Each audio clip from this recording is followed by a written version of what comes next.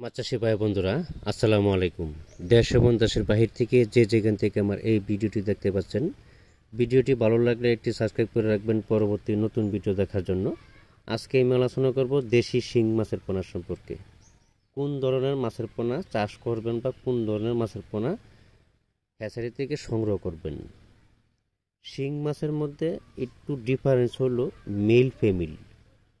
Mail মাছটা আপনার স্লোভাবে বড় হয়, ফিমেল মাছটা দ্রুত বড় হয়। আপনি বাজারে দেখবেন যখন শিং মাছ কিনবেন বা দেখবেন যে ডিমওয়ালা মাছটা কিন্তু সবচেয়ে বড় থাকে, আর ডিম ছাড়া যে মাছটা আছে পুরুষ মাছটা এটা ছোট থাকে। ডিমওয়ালা মাছটা ফিমেল মাছ।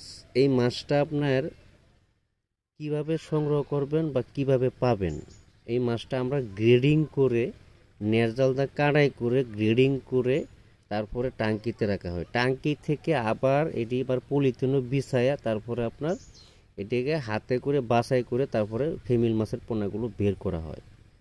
প্রথমত পুকুর সেচতে হয়, পুকুর সেচে তারপরে সম্পূর্ণ মাছ ধরে টাঙ্কিতে রাখা হয়।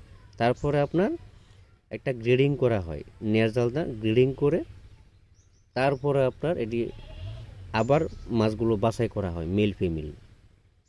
ফিমেল মাছটা আপনার 4-5 মাসে 8-10টা কেজি আসে, আবার মেল মাছটা 4-5 মাসে 40টা 35টা 45টা এরকম আসে।